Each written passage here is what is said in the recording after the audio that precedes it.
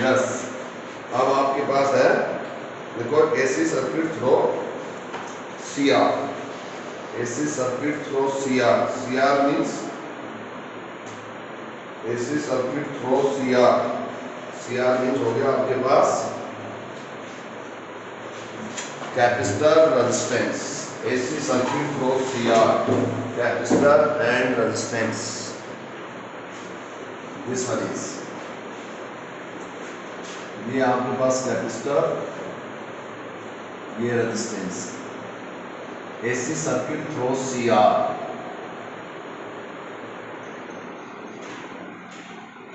Throw CR, CR होगा capacitance and resistance. ये आपके पास AC, we is good we know sine wave, मैंने पास द करंट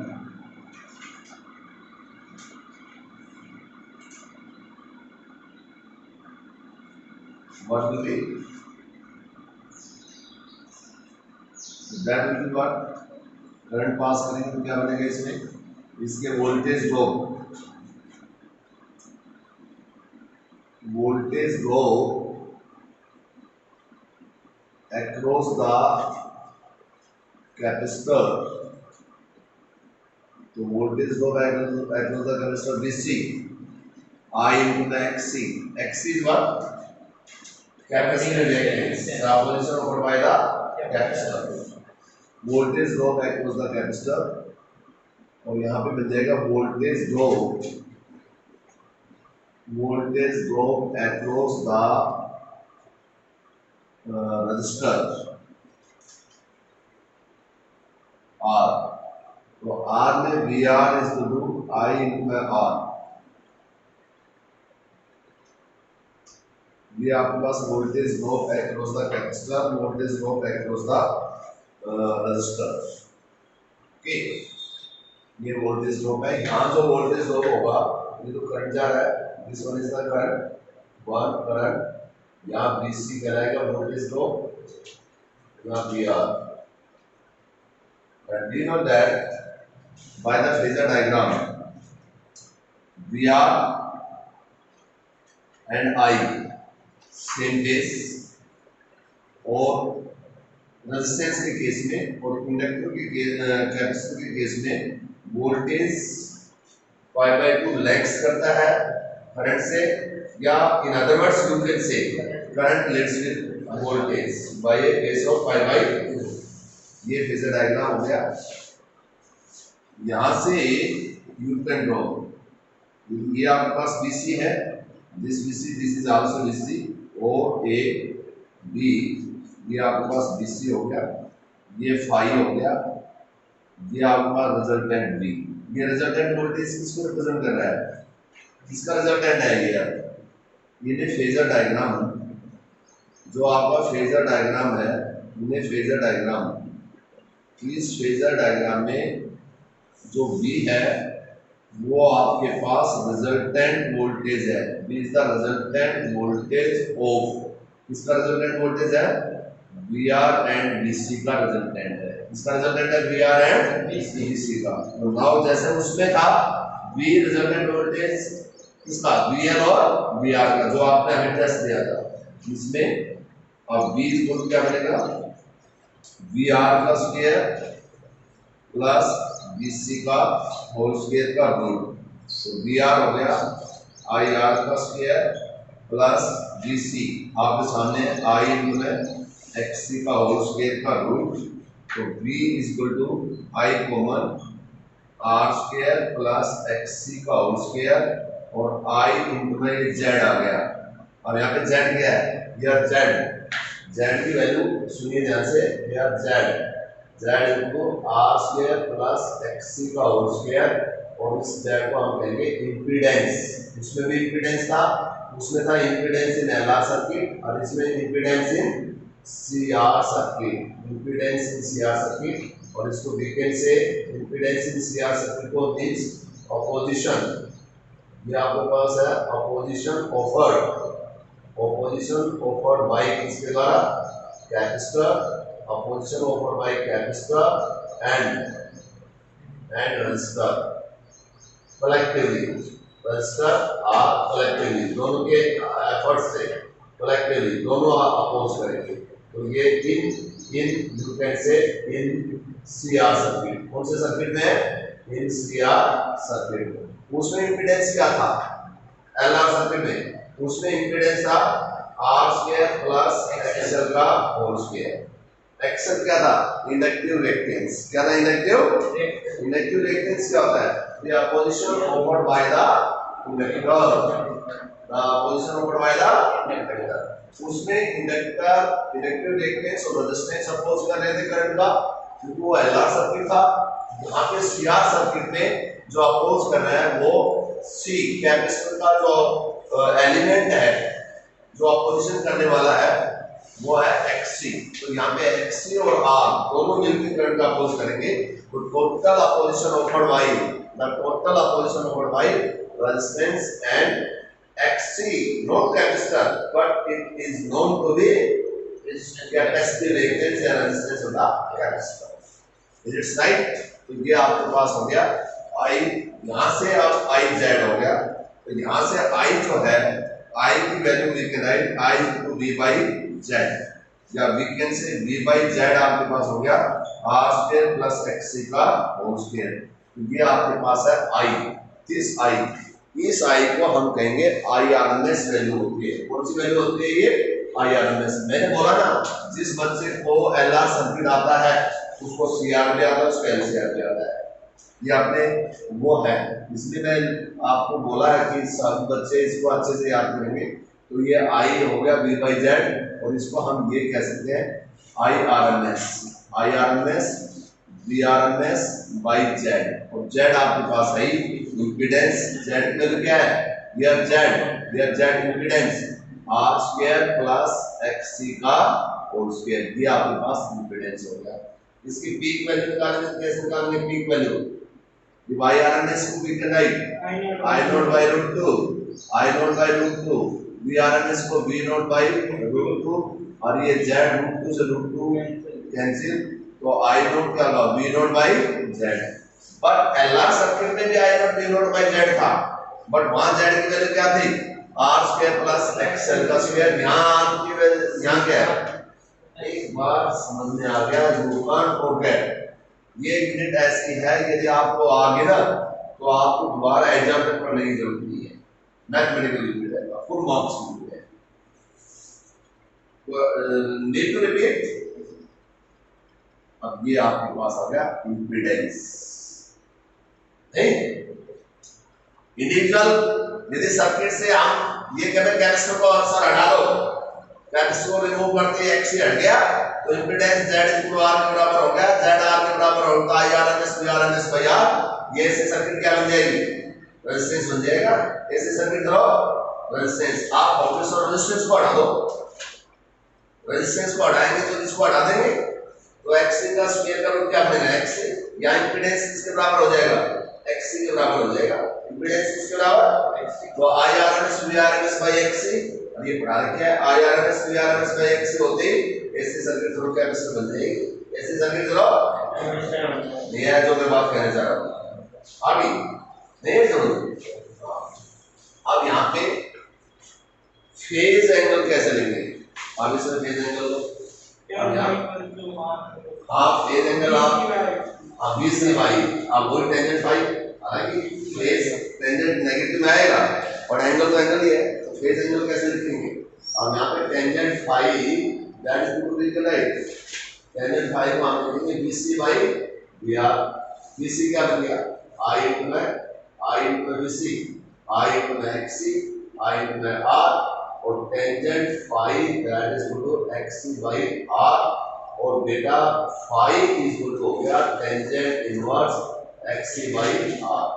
देखिए ये होने के बाद ये R तो न्यूमेरिकल है, फिर हमारे एक दिन में एक न्यूमेरिकल हो सारी करनी है, और वो न्यूमेरिकल की बुकलेट लेके आऊँ, इसमें न्यूमेरिकल सारी है, और एक न्यूमेरिकल्स का आंसर बताएंगे और आंसर निकालेंगे, वो सारी ब्लैक बोर्ड पे कराएंगे, क्योंकि इस चैप्टर में नंबर करते हैं तो इसको न्यूमेरिकल्स भी करते हैं।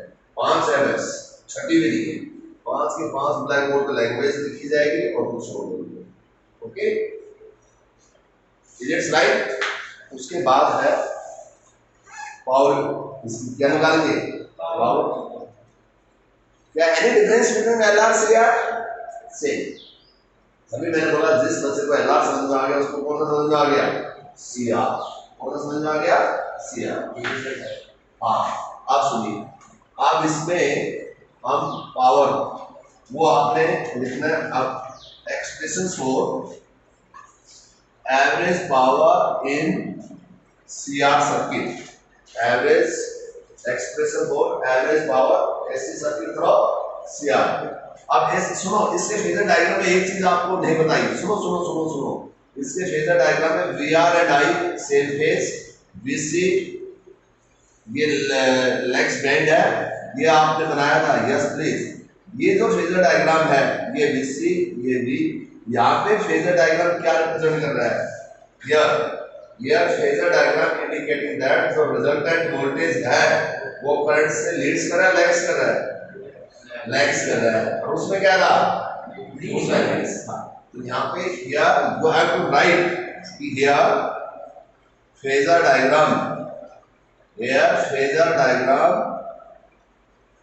Here phasor diagram indicating that, यहाँ पे जो आपका फेजर डायग्राम है वो इंडिकेटिंग दैट, इंडिकेट कर रहा है कि resultant voltage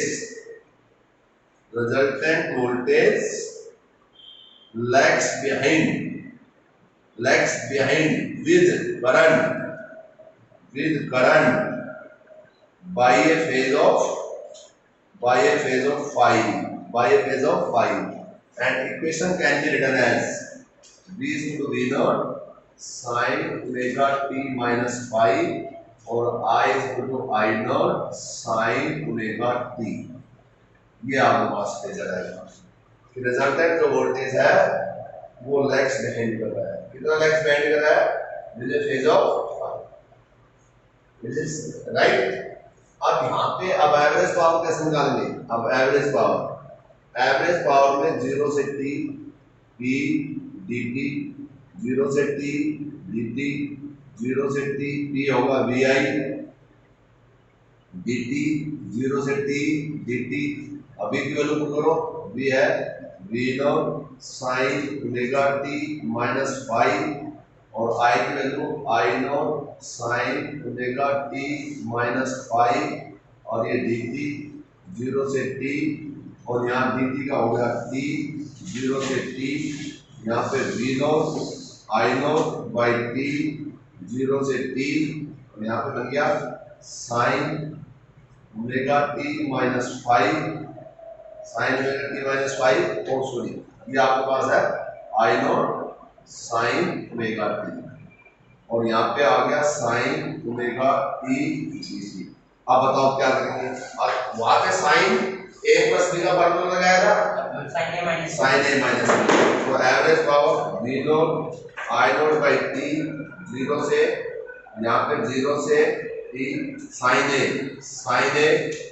omega t cos phi minus cos omega t sin phi और यहाँ पे sin ओमेगा t और ये dt।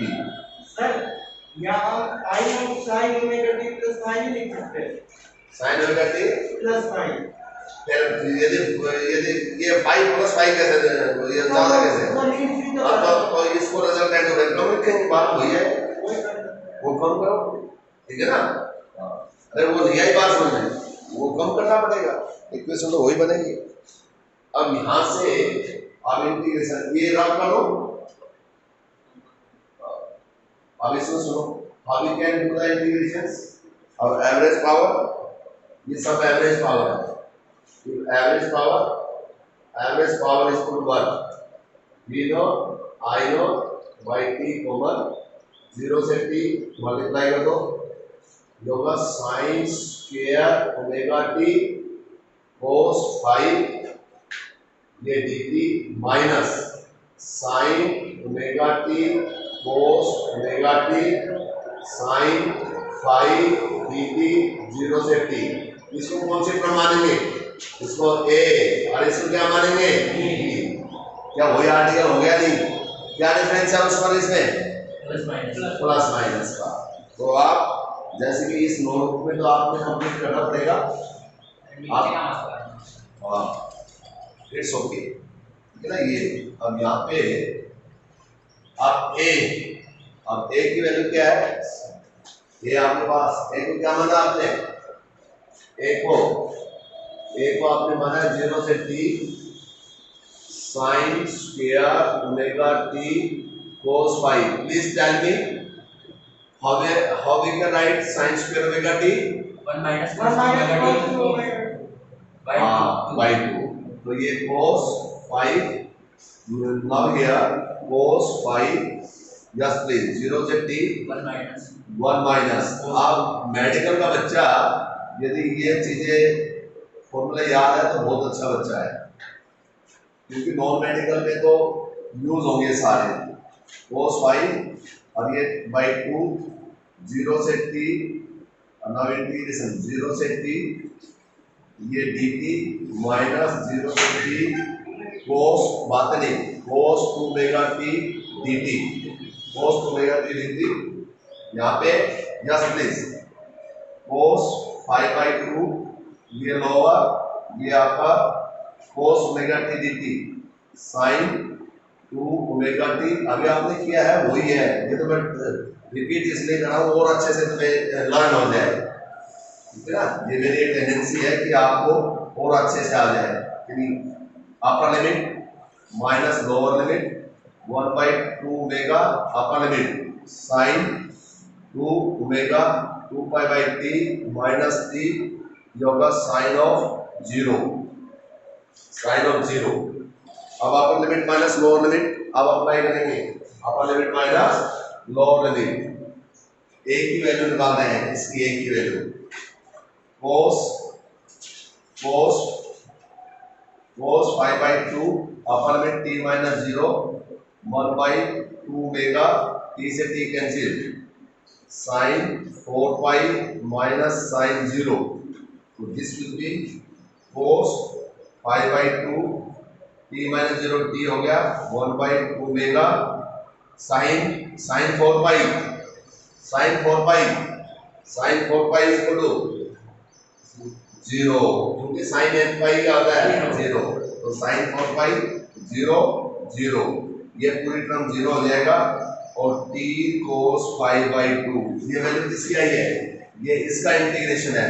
देखिए आपको हम मैथमेटिक्स भी पढ़ा रहे हैं, ये a इक्वल क्या लिया था 0 से t sine square omega t और cos 5, इतना बड़ा इंटीग्रेशन तो मैथ में नहीं आता। t cos 5 by 2, t cos 5 by, क्या हम आपको इंटीग्रेशन पढ़ा रहे नहीं पढ़ा रहे हैं? किसी मेडिकल वाले बच्चों को आप दो और वो भी एक बार सोचो तो इतना बड़ा इंटीग्रेशन और आपको इजीली आ गया इंटीग्रेशन। बोलो आया नहीं आया? नहीं आया? बच्चे को आता है नहीं, तो ये आपके पास हो गया। इसका इंटीग्रेशन क्या है? इस एक पार्ट का किया है। ये मेरे पढ़ाने का मतलब बार बार यही है कि आपको कंसेप्ट क्लियर हो जाए। अदरवाइज तो जब हम LR सर्किट में हमने प्रूव कर दिया तो no need to prove it in CR circuit, but why we are proving it कि स्टूडेंट्स को और अच्छे से आ जाए। अदरवाइज तो आई कैन से कि do yourself, that is the same as that of LR circuit, okay. I can say now second is what? B, integration of B, वो तो उसमें ले लेना, छुट्टी है तो LR में ले लो, वही तो है माइनस प्लस का। यहाँ पे B का इंटीग्रेशन सुनिए B, अब B इज what? 0 से t, point of noted sine omega t, अच्छे से cos omega t sine 5 dt, 2 से मल्टीप्लाई कर दो, 2 से डिवाइड कर दो, 0 से t, यहाँ पे 1 by 2 हो गया। 2 फॉर्मूला बनाने के लिए sine 2 sine omega t cos omega t sine 5 dt, 1 by 2 इसका 0 से 1 by 2 साइन 5 भी कॉमन, क्योंकि वेरिएबल t है, 0 से t sine 2 omega t dt sine 5 by 2 0 से t बातें नहीं, sine 2 omega t dt, sine 5/2, यहाँ पे minus cos 2 omega t by 2 omega 0 से t, minus sine 5 4 omega, upper limit minus lower limit, cos 2 omega 2 pi by t, upper limit t lower cos of 0, यहाँ क्या बना? Yes please, यहाँ 0 how come 0? Minus sine 5 4 omega t से t, cos 4 pi 0, cos 4 pi, why cos 4 pi 0? anybody can ask? cos n pi plus minus 1 होता है, n यदि even है, if n is even तो cos n pi प्लस 1 होगा, और n is odd है पाई 3 पाई, तो cos n pi क्या होगा odd के लिए? -1। ओके, तो यहाँ पे क्या बना? cos 4 पाई इवन है या odd है? इवन, तो 1 minus 1 that is equal to 0। क्या हो गया ये? तो मैंने a और b दोनों के दोबारा से आपको समझा दिए हैं, और now here put the value, इसकी वैल्यू पुट करेंगे, सेम है ये, put the value of a and b, और a एंड b की जब हम वैल्यू पुट करेंगे तो क्या what will comes out? Average power v naught i naught by t, point to be noted, a की वैल्यू आई थी e cos 5/2 और माइनस b की वैल्यू 0, तो this value written as t से t कैंसिल, v naught i naught cos 5/2, this can be written as v naught by root 2 I naught by root 2, और ये होगा cos of 5, और average होगा v RMS इंटू में I RMS into में cos of 5। कौन सा सर्किट है ये? CR circuit. अब LCR बताऊंगा, फिर LC, ठीक है ना? एलसी में क्यों नहीं होता? एलसी में एनर्जी से रिलेटेड होता है, किसमें एनर्जी से रिलेटेड होता है? एलसी। हाँ, इज इट क्लियर? अब now most important LCR circuit,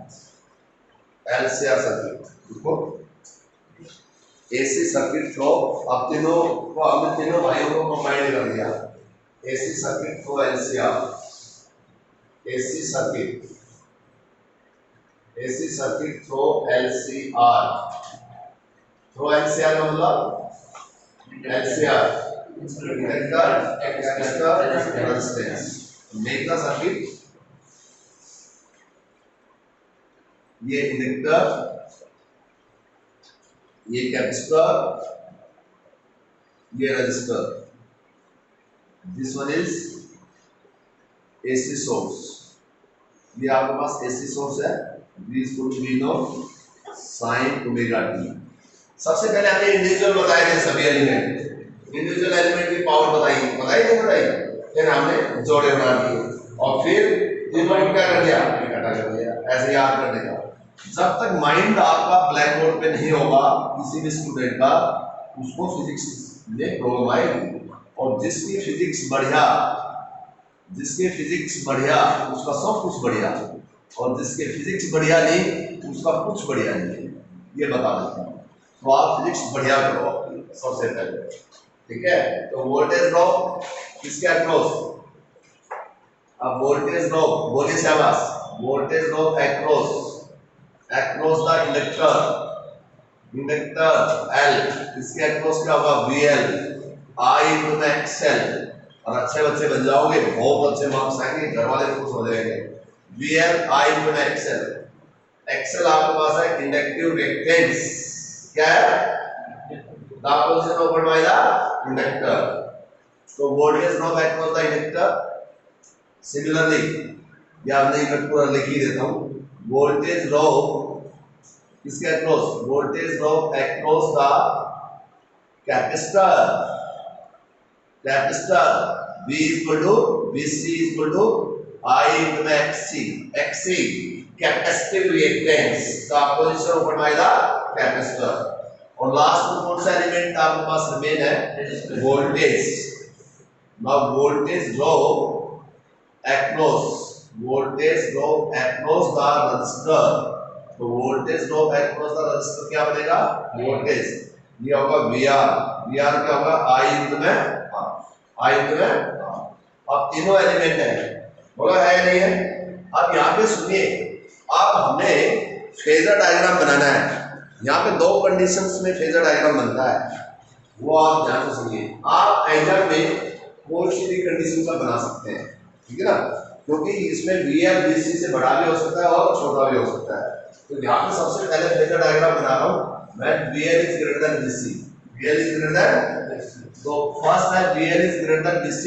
तो सबसे पहले हर बच्चे को याद है कि VR and I तो सेम फेज में, VR and I is the same phase।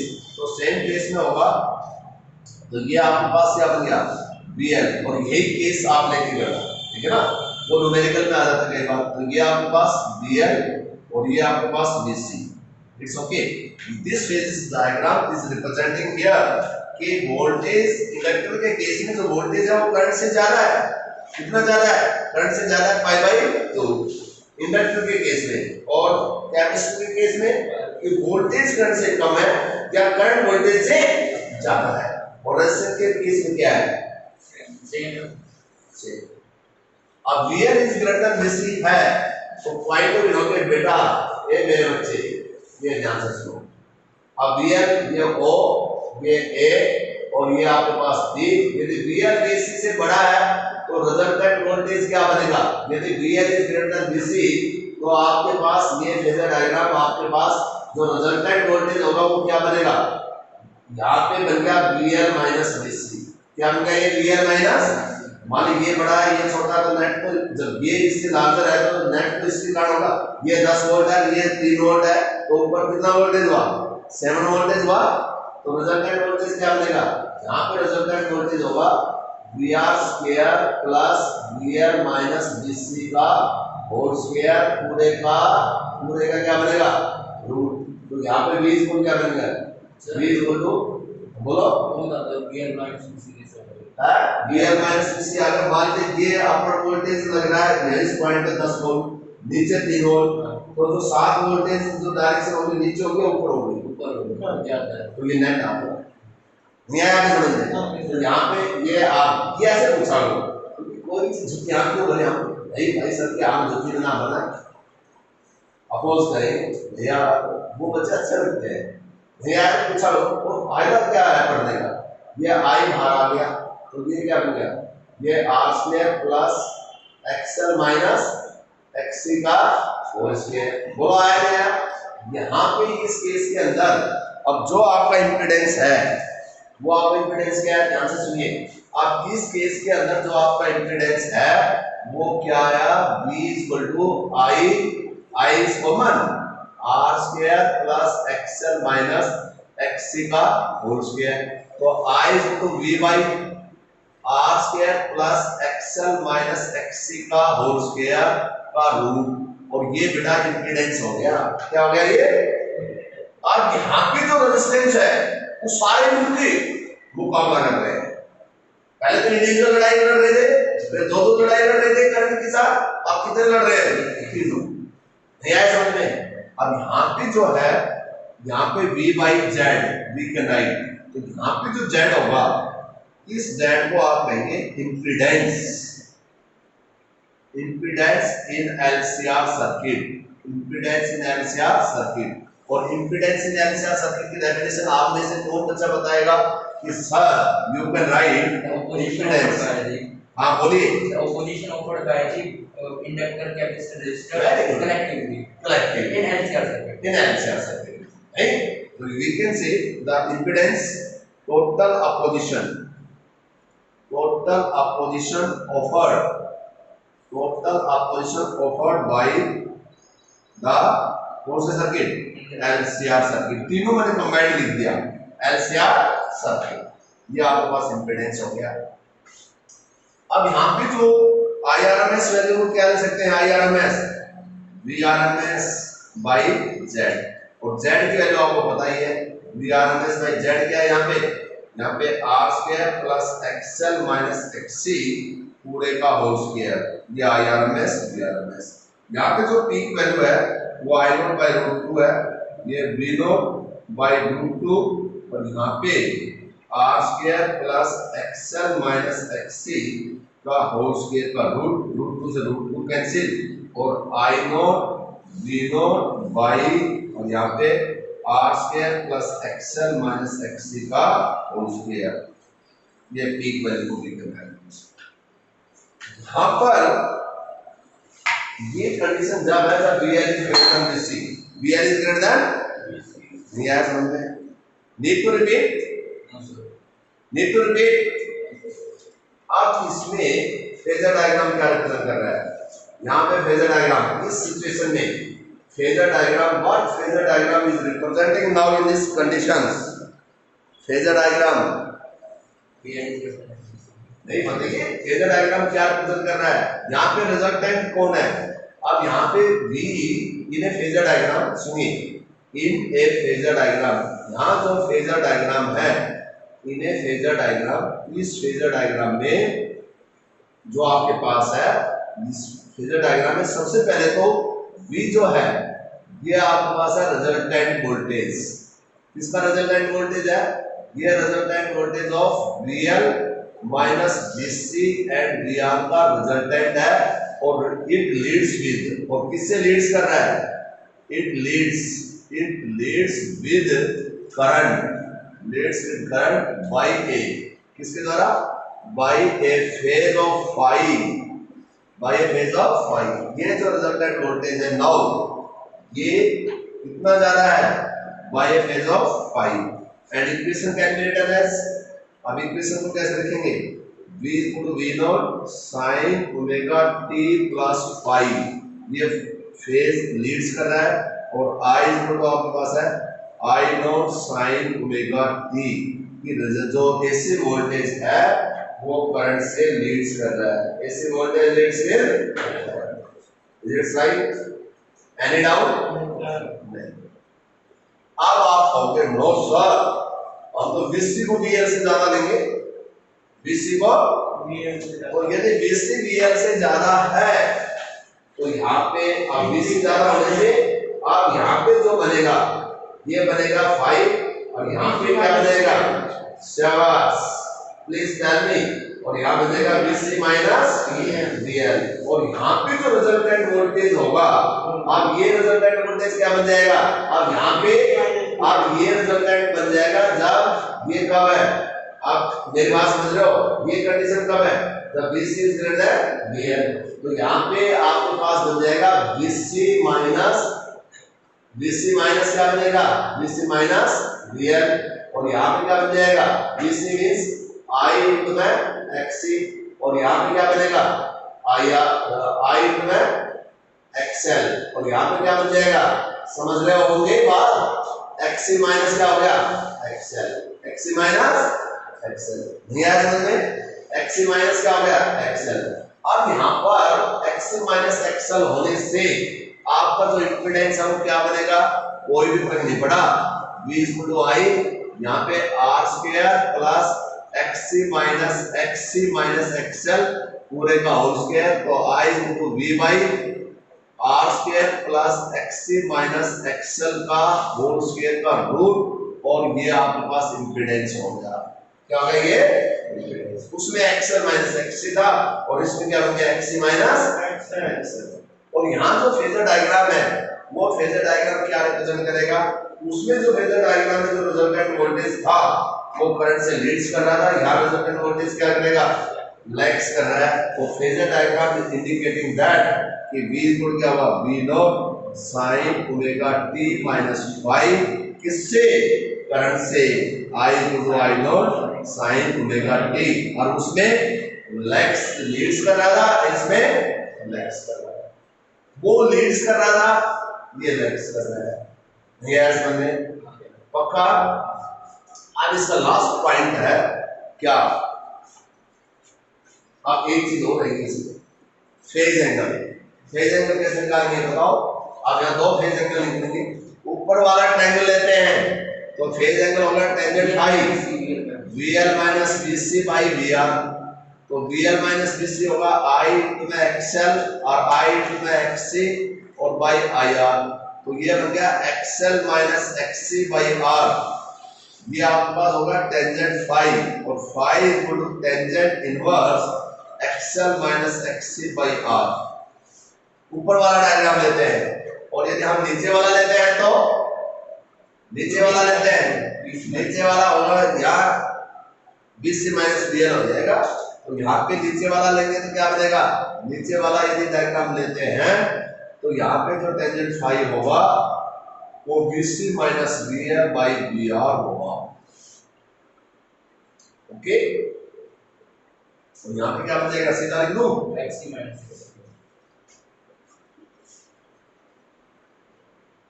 और phi equal to tangent inverse naught चलो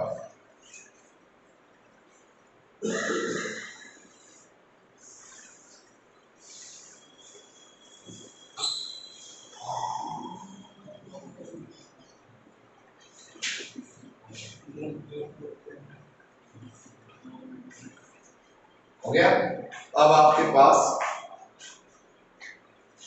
एवरेज पावर कराने की जरूरत है, average power no sir same ditto.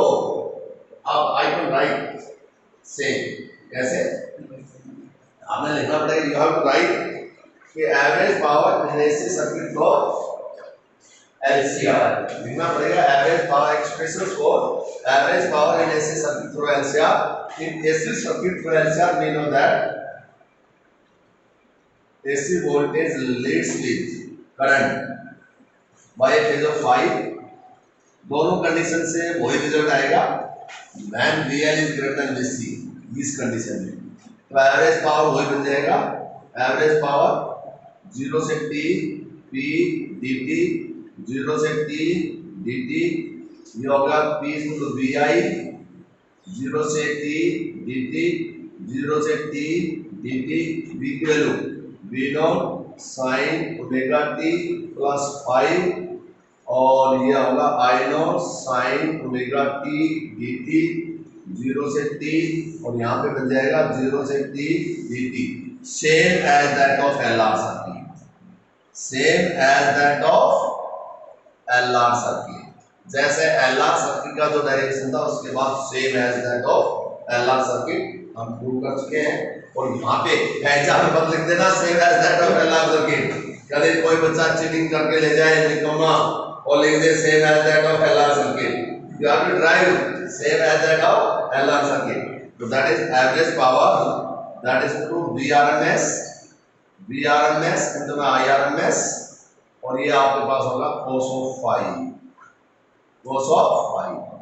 और if second case is what, if BC is greater than VL, BC is greater than VL, तो आप average power क्या बनेगा, यहाँ पे BC मिलेगा ये माइनस cos phi हो जाएगा और यहाँ क्या बनेगा, ये माइनस वाला बन जाएगा। और यहाँ पे क्या लिखूंगा, same as that of CR circuit, same as that of. और LR सर्किट और CR सर्किट का रिजल्ट सेम आएगा, डिफरेंट आएगा, सेम। क्या आएगा, सेम। ये समझते हैं तो वेरी वेरी सिंपल। अब इसमें कई बार एक चीज आती है कि LCR सर्किट रेजोनेंस कंडीशन पे कहता है how at the resonance condition the LCR circuit behave as a AC circuit throughout. देखो रेजोनेंस का मतलब होता है जब करंट मैक्सिमम हो, करंट क्या हो, और करंट मैक्सिमम कब होगा, जब इंपेडेंस मिनिमम हो, इंपेडेंस मिनिमम। तो देखिए ध्यान से I equal to V by, आप समझदार बच्चे हैं सारे, XL माइनस XC। मैं कहता हूँ at resonance condition the current is maximum, resonance maximum. Current maximum कब होगा, जब ये टर्म क्या होगी, मिनिमम। ये टर्म मिनिमम कब होगी, जब ये डिनोमिनेटर मिनिमम होगा। और डिनोमिनेटर मिनिमम कब होगा, जब XL इक्वल क्या होगा, XL इक्वल टू ये बराबर होती है 0 हो जाएगा, ये 0 होते हैं डिनोमिनेटर क्या हो जाएगा, मिनिमम। और ये जितना मिनिमम होगा तो ये क्या बनेगा, मैक्सिमम। तो ये लिखो resonance condition of LCR resonance resonance condition in LCR circuit, तो resonance condition in LCR circuit में लिखो, ये रेजोनेंस कंडीशन का मतलब maximum current, when there is a maximum current in circuit और it can be possible, और ये possible कब हो सकती है, maximum current in the circuit it can be possible when Z जो इंपीडेंस है वो minimum, when impedance is minimum, आपके पास इंपीडेंस मिनिमम हो, और इंपीडेंस मिनिमम होने का मतलब ये आपके पास इंपीडेंस मिनिमम, ये पूरा इंपीडेंस गलत है, impedance minimum means XL minus XC 0, और XL XC 0 होगा तो क्या बनेगा, XL इक्वल टू XC, तो यहाँ पे XL XC के बराबर होगा, XL equal to XC, XC बताओ, XC एक चीज सुनो, यहाँ पे XL XC होगा तो इंपीडेंस क्या बन गया, इंपीडेंस बन गया V by Z, I equal to V by Z, और V by Z क्या होगा R, और ये कौन सी सर्किट बन गया, I equal to V by R, ये कौन सी सर्किट बन गया, AC circuit through resistance, AC circuit through, तो कहता है how at resonance conditions LCR circuit behave as a AC circuit through resistance, AC circuit through, the point is clear.